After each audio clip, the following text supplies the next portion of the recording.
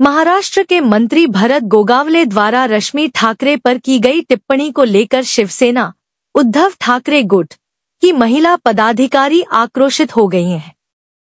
उन्होंने गोगावले के विरोध में जोरदार आंदोलन करते हुए उनकी प्रतिमा को चप्पलों से पीटा और उन्हें एक रूप से बंगड़ी कंगन का तोहफा दिया। आंदोलन के दौरान महिला शिव सैनिकों ने हाथों में बैनर लेकर मंत्री गोगावले के खिलाफ नारेबाजी की और बैनरों पर गद्दार जैसे शब्द लिखकर तीव्र निषेध व्यक्त किया। यह विरोध प्रदर्शन शिवसेना ठाकरे गुट की महिला पदाधिकारियों द्वारा संयुक्त रूप से आयोजित किया गया था। प्रदर्शन के दौरान सभी महिला पदाधिकारियों को पुलिस ने हिरासत में लिया, फिर भी वे गोगावले के खिलाफ जोरदार नारे लगाती रहीं। इस आंदोलन से राजनीतिक गर्मी और बढ़ गई है और ठाकरे गुट ने स्पष्ट कर दिया है कि वे अपने नेताओं और परिवार पर कीचड़ उछालने वाले बयानों को बर्दाश्त नहीं करेंगे।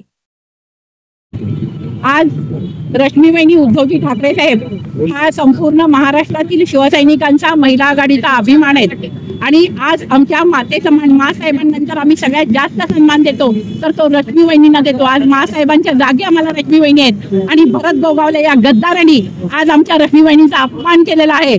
आज रश्मीवहिनी कुठेही ढवळाढवळ करत नसताना रश्मीवहिनी ढवळाढवळ करतात असे गलिच्छ आरोप गोगावलेंनी केलेले आहेत। त्या आरोपाला सडेतोड उत्तर देण्यासाठी आज हे आंदोलन घेतलेलं आहे। आज गोगावलेंना बांगड्यांचा आहेर आणि चपलांचा हार घालण्यासाठी आज महिला आघाडी आणि शिवसेनेच्या वतीने हे आंदोलन घेण्यात आलेलं आहे। आज हे आंदोलन घेण्यामागे एकच कारण आहे, गोगावलेला आज एकच इशारा देतो की रश्मीवहिनी जर बोलाल तर याद राखा, जीव हसडून हातात देऊ आणि या जोड्या जिथं मारले तुमच्या फोटोला ते जोडे येऊन तुम्हाला मारल्याशिवाय आणि बांगड्यांचा आहेर तुमच्या घरी येऊन तुम्हाला दिल्याशिवाय राहणार नाही।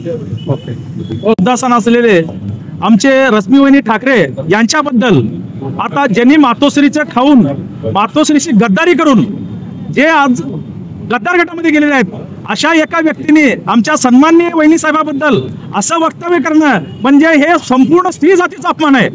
कारण एक महिलेविषयी आज उद्धव साहेबांचे आणि रश्मीवहिनीचं या पक्षासाठी जो योगदान आहे ते खूप मोठं आहे आणि रश्मीवहिनी आजपर्यंत या पक्षाच्या राजकारणामध्ये कधीच ढवळाढवळ केलं नाही।